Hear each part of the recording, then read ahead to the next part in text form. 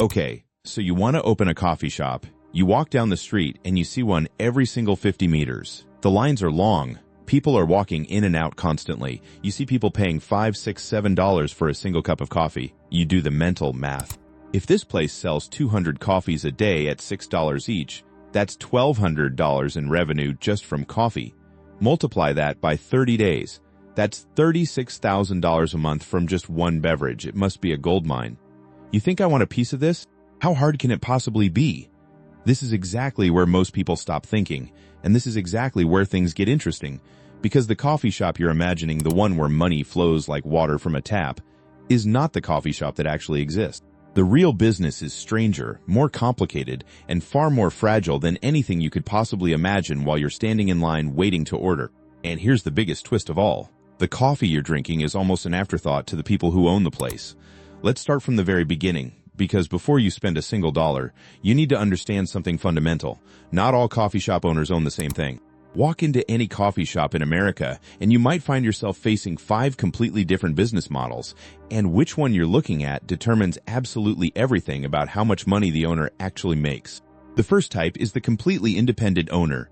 This person owns the land, the building, the equipment, the furniture, everything. They buy coffee from whoever they want. They buy milk from whoever they want. They buy pastries from whoever they want. They keep every single dollar of profit after expenses. Maximum control, maximum risk. The second type is the franchise operator. Think of the big brand names like Starbucks, Dunkin', Peet's, Blue Bottle. A franchise owner pays to use that brand name, which means paying an upfront fee that can range from $20,000 to $50,000, plus ongoing royalties on sales every single month. In exchange, they get brand recognition, national marketing, and a guaranteed supply chain. But they also get strict rules about how everything must look and function. The third type is company-owned and company-operated stores.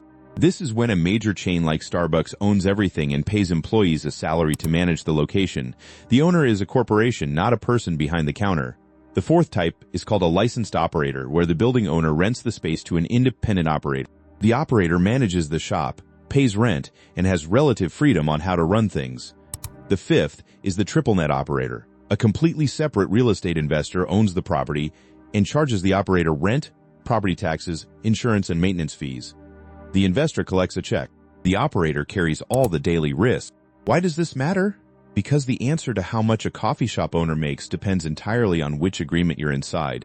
An independent owner who owns the land in a prime location is in a fundamentally different financial position than a franchise operator paying monthly royalties on a rented property. They're in the same industry, but running completely different businesses. Now let's say you decide to open a coffee shop. You think you're buying a coffee machine and a register. You're not. You're buying the right to operate in that location. You're buying the building that houses the shop, or at least the right to rent it. You're buying the equipment, the espresso machine, the refrigerators, the ovens, the counters. You're buying the point of sale systems, the security systems, the lighting systems. You're buying the licenses, the right to serve beverages in that state, the permit to operate in that city, and potentially the permit to serve alcohol if your shop does. And you're buying the existing supply contracts with coffee suppliers, which can lock you into specific prices and purchase obligations whether you like them or not. Here's what most new owners underestimate. The physical infrastructure, the equipment, the point of sale systems is often more valuable than the coffee itself. Installing all that equipment from scratch costs tens of thousands of dollars and requires months of permits. The barrier to entry isn't just money. Time, engineering, and government approval. Opening a new coffee shop from zero cost between $50,000 and $250,000, depending on location, size, and what's included in the deal. Let's talk about what it actually costs to enter this business. If you're renting an existing location and taking over operations, your minimum startup is roughly $30,000 to $50,000.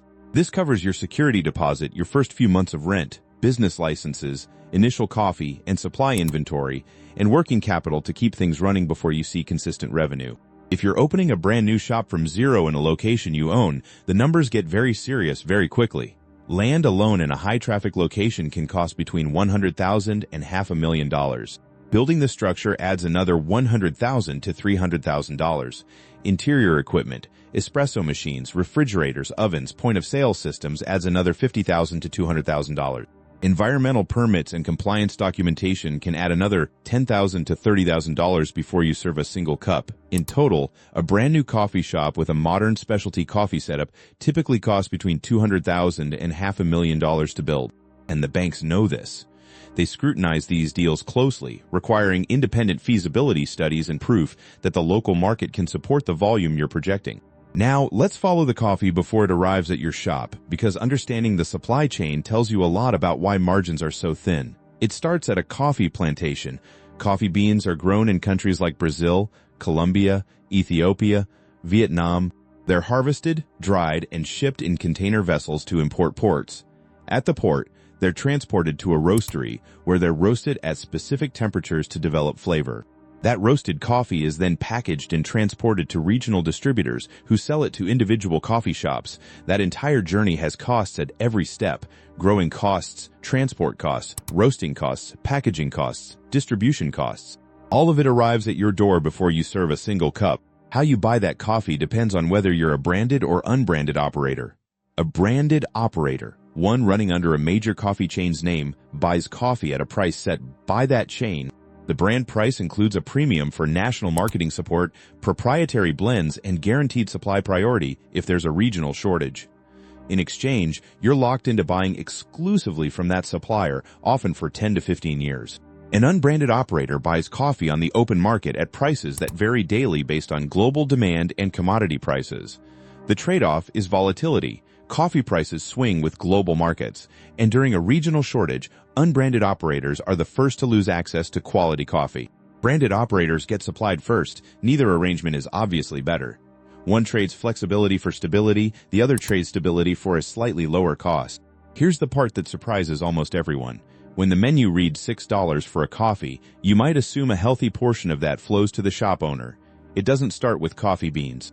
At current prices, coffee beans represent approximately 20% of what you're paying at the counter. That's about $1.20 out of every $6 going directly to the coffee market before anyone even touches it. Roasting and processing adds about 10%, roughly 60 cents. Then come the taxes. The federal government doesn't tax coffee, but many states do. California charges 8.25% sales tax. Illinois is close to 6.25%. Even lower tax states like Texas charge around 6%. The average American pays somewhere between 6 and 8% in combined state and local taxes. That money goes straight to the government, not to the shop owner. Distribution and transport adds another 10%, roughly 60 cents, to cover warehouses and deliveries. Then come credit card fees. Every time a customer swipes a card, and about 85% of coffee purchases are made with cards. The payment network charges the shop owner a percentage of the gross sale, typically between 1.5 and 3.5%. $6 for a cup. This works out to about 10 cents per cup, going straight to Visa or MasterCard or the bank that issued the card. Add all of this together, and what's left? What the shop actually keeps before paying any of its own operating costs. The average gross margin on a coffee is around 60%. According to data from the National Association of Coffee Shop Owners published in January 2025, the average national gross margin on a coffee was 60%. And after paying for labor, electricity, maintenance, and everything else, the net profit on a coffee is closer to 30%. You sell 200 coffees a day and you make $60 in net profit from coffee before paying rent, before property taxes, before anything else. Meanwhile, the bank that issued the card the customer used to buy that coffee makes more per cup in swipe fees than the shop owner makes in actual profit. This isn't an exaggeration, it's the math. There's a reason coffee shop owners are obsessed with what their competitors charge. Research shows consistently that a difference of just 20 or 30 cents per cup is enough to divert most price-sensitive customers toward a competing shop.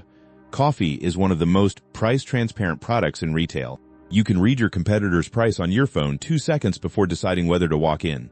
So when one shop drops the price to attract traffic, shops nearby have to respond. Margins shrink across the whole street. Nobody wants to be the shop charging more, so everyone charges less. This dynamic, called a price war, is common in markets where 2 or 3 shops sit within half a mile of each other. Economists have documented an interesting pattern in coffee pricing called rockets and feathers. When wholesale prices rise, retail prices rise fast like a rocket. When wholesale prices fall, retail prices fall slowly, like a feather drifting down. Shop owners push prices up immediately when costs rise because they can't afford to absorb the loss. But they keep prices higher for longer when costs fall, because they're trying to recover the margins they lost during the previous spike. This is rational, not malicious. It's what thin-margin businesses do to survive. Now here's the part that changes everything. Coffee brings customers to your shop.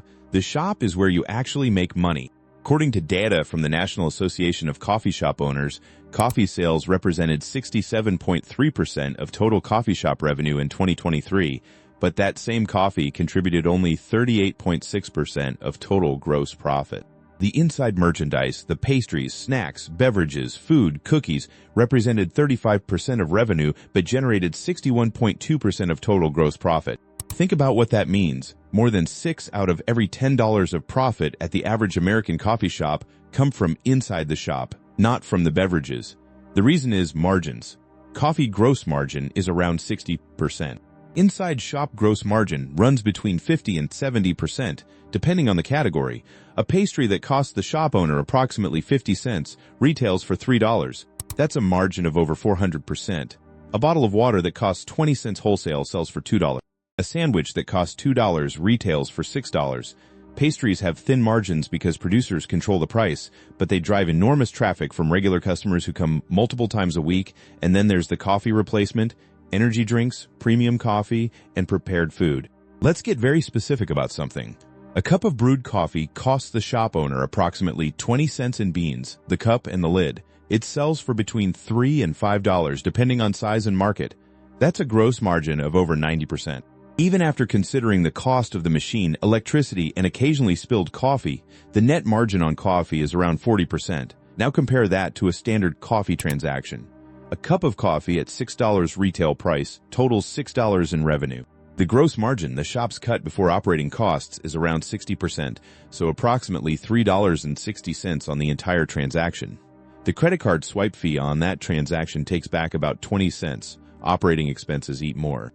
The net to the shop owner on that entire cup is somewhere around $1.20. A single pastry generates more bottom-line profit than serving a cup of coffee.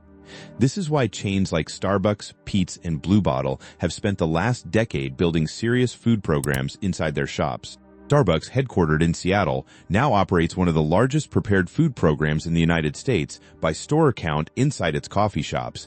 Peet's has built a cult following around its custom-made sandwiches. Blue Bottle prepares fresh food daily. These companies understood early that food is the business, coffee is the advertisement. Smart operators don't stop at the coffee machine. The espresso machine is one of the highest margin add-ons a shop can make. An espresso machine with automated equipment runs with minimal labor, and the gross profit margin regularly exceeds 70%. Subscription programs where customers pay a fixed monthly fee for unlimited coffee have transformed the economics of coffee shop operations, creating predictable recurring revenue on top of walk-in traffic. Loyalty programs installed inside the shop earn the owner a commission on every transaction, typically between 2 and 5%. This requires no labor, no inventory, and minimal maintenance. Modern shops are also adding workspace zones. A shared workspace with tables, chairs, and free Wi-Fi costs little to install, but transforms the shop from a transaction location to a staying location. A customer working for 2 hours buys 2 coffees, a sandwich, and a pastry. That's the longest and most profitable customer a coffee shop can capture. Revenue is not profit, and in this business, the gap between these two numbers is enormous. Labor is the biggest line item. A 24-hour coffee shop needs multiple employees per shift, 7 days a week, 52 weeks a year. The average coffee shop employs approximately 10 people, and the industry average wage has risen steadily. Payroll, including all taxes, benefits, and overtime, is typically the single largest operating expense. Utilities are significant and often overlooked. Those refrigerators for cold drinks run continuously, 24 hours a day. Interior lighting stays on all day. Air conditioning in summer and heating in winter for a shop with constantly opening doors adds up quickly. The average coffee shop pays around $10,000 a year just for electricity. Credit card fees, as mentioned, aren't just a coffee problem. They apply to every transaction in the shop too. Equipment maintenance is relentless. Coffee machines break. Refrigerators fail. Point-of-sale systems need updates. The physical infrastructure of a coffee shop is under constant mechanical stress. Then there's theft. Internal theft from employees is an ongoing challenge. Card skimming devices where criminals attach illegal readers to payment systems to steal customer card data have cost the industry hundreds of millions of dollars in fraud, liability, and equipment replacement costs, and insurance. Coffee shop carries general liability, property insurance, and something most businesses never need to think about, pollution liability insurance, because if something goes wrong, the cleanup is your problem. This is the part of the coffee shop business that keeps owners awake at night. Buried beneath every coffee shop are pipes and drainage systems carrying hot and cold water. The EPA requires these systems to be maintained to specific standards, with sensors detecting any leaks. They require continuous monitoring systems that check water levels for unexplained losses. They require vapor recovery systems on dispensers to capture fumes. They require statistical software that cross-references daily sales and delivery volumes to flag any discrepancy that might indicate a slow leak. All of that compliance costs money. A basic leak detection system for a standard shop costs between $2,000 and $5,000. Upgrading older systems with corrosion protection can cost $5,000 to $20,000. Installing new systems from scratch extends into hundreds of thousands, but the bigger risk is what happens if something leaks anyway. As of March 2026, the EPA has recorded over 584,000 confirmed releases from underground storage systems in the United States. More than 54,000 sites still need cleanup. The average cleanup cost per site is approximately $154,000, and that's the average. Contamination reaching groundwater, which is the drinking water source for nearly half of all Americans, can push that number into the millions. Groundwater remediation requires drilling, monitoring wells, installing pump and treat systems, and conducting quarterly laboratory testing that can last for years. And here's the critical detail. When you buy a coffee shop, you're potentially buying the environmental liability that came with it. Contamination in the soil from a previous owner's leak becomes your responsibility once you own the property. Environmental assessments before purchase aren't optional. They're essential. And even a clean assessment isn't a guarantee. Some contamination is simply not detectable until a system gets dug up. The federal government maintains a trust fund for cleaning leaking systems when no responsible owner can be found, funded by a 1/10 cent tax on every cup sold in America. But that fund's resources aren't nearly enough to address all 54,000 sites still waiting for cleanup. The liability doesn't disappear. It sits in the ground until someone pays to remove it. Strip away everything. The brand, the shop, the coffee program, the workspace zone, and the single most important factor in whether a coffee shop succeeds is where it sits on a map. A shop on a high-traffic corridor with 10,000 cars passing daily operates in a fundamentally different business than one tucked into a quiet neighborhood street. Volume drives everything in this model. More cars passing means more drivers entering. More drivers entering means more coffee sold. More coffee sold means more people walking into the shop. Professional developers look at 5 things when evaluating a site. The first is average daily traffic, the number of vehicles passing the location daily. State transportation departments publish this data publicly. A location on a main road carrying 30,000 to 50,000 vehicles daily is worth significantly more than one carrying 5,000. The second is access.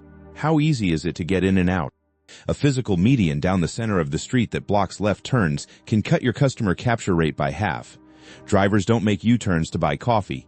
If they can't enter and exit easily, they go to the next shop. The third is corner orientation. Corner locations at traffic light intersections where traffic stops give drivers time to notice the price sign and make the turn decision. Mid-block locations on a road are harder to enter, less visible, and capture less traffic. The fourth is competition density. How many shops already exist within 1 to 3 miles? In an oversaturated market, you're not just splitting customers, you're splitting profit margins as every operator drops prices to compete. The fifth is what surrounds the site. A shop next to a high-traffic generator, a major employer, a residential neighborhood, or a cluster of restaurants generates natural, consistent traffic from commuters and local customers. A shop on an isolated strip with no anchor traffic generators relies entirely on coffee price to pull customers in. Get location right, and almost everything else is manageable. Get it wrong, and no amount of operational excellence fixes the problem. Let's run through the numbers on a real functioning coffee shop. Take a mid-sized suburban shop. It sells 200 coffees a day. Average retail price is $6. Gross coffee revenue is $1,200 daily. After paying the wholesale cost of coffee, the gross profit on coffee is $400. That's the 60% margin for 200 cups. The shop brings in another $400 daily in food and beverage sales. At a 60% gross margin, this produces $240 in gross profit. Add in a workspace zone and loyalty programs, totaling $50 daily. Total combined gross profit, $690 daily on $1,600 in total daily revenue. Now the expenses. Staff wages for a 10-person team run about $4,000 monthly. Credit card processing fees on 85% of transactions at a 2.2% average rate consume $2,000. Utilities run $2,000. Equipment maintenance and repairs run $1,500. Property insurance and liability coverage cost $1,000. Local property taxes and licensing add $500. Inventory theft and waste rounded to $300. Total operating expenses, $9,800 monthly. That leaves operating profit of $20,000 before loan payments and depreciation. Subtract $8,000 monthly for debt service on the property loan and $2,000 in depreciation on systems and equipment. Net operating income, $10,000 monthly. That's on roughly $29,000 in gross monthly revenue. Less than 3 cents of every dollar in sales flows to the bottom line. And here's the critical detail hidden in those numbers. If that shop's inside gross profit of $7,000 monthly simply disappeared, if the inside shop wasn't there, the coffee gross profit of $12,000 monthly alone wouldn't cover the shop's operating expenses of $9,800. Without the inside shop, the business would lose nothing monthly but barely break even. The shop doesn't supplement the business. The shop is the business. The top coffee shops in America have figured out something the struggling ones haven't. The winners invest in food, not the microwaved pastry. Real food. Starbucks runs a full food counter in every shop. Pete's has built a following around custom sandwiches. Blue Bottle prepares food fresh daily. These companies accepted that they're in the restaurant business that happens to sell coffee, and they've built their shops accordingly. Prepared food margins run 50 to 60%. That changes the entire financial picture. The winners also invest in technology. Mobile apps that let customers order coffee from their phone, collect loyalty points, and receive location-specific promotions have transformed customer behavior. A customer linked to a loyalty app visits that shop 3 or 4 times more monthly than one who isn't. And each additional visit is another opportunity for a high-margin inside transaction. The winners pick locations with room to expand. A shop on a small lot is trapped. A shop on a corner property with room to add a larger shop or additional capacity can grow as the surrounding community grows. And the winners manage their break-even point obsessively. They know exactly how many cups they need to sell monthly and exactly how much inside sales they need to cover all fixed costs before they make a single dollar of profit. Every operational decision, staffing levels, shop hours, product selection is made through that lens. Here's where we land. Coffee shop with hundreds of customers flowing daily and millions of dollars in annual revenue can produce net income of somewhere between $50,000 and $250,000 yearly for a well-run, independent operator. The wide range reflects how dramatically location, shop quality, ownership structure, and the operator's ability to manage costs can shift the outcome. In a good year, strong coffee volumes, stable wholesale prices, a well-run shop, no equipment failures, a solid suburban shop might earn $100,000 in net income on $1 million in revenue. In a bad year, a price war with a new competitor, a major equipment failure, a spike in wholesale costs that can't be passed to consumers quickly enough, or a system leak that triggers an environmental investigation, that same shop can lose money or barely break even. The difference between a good year and a bad year can be $50,000 or more. That's the volatility you're buying when you buy a coffee shop. And the operators who truly succeed aren't the ones best at selling coffee. They're the ones who understand that coffee brings the customer, but food makes the money. That location determines the ceiling, but operation determines how close you get to it. That environmental liability buried underground isn't theoretical. It's a real financial risk that needs to be priced into every acquisition. The next time you stop for coffee, look past the counter. Look at how big the food section is. Look at whether there's a workspace. Look at the shop's layout, the quality of prepared food, the length of the loyalty program.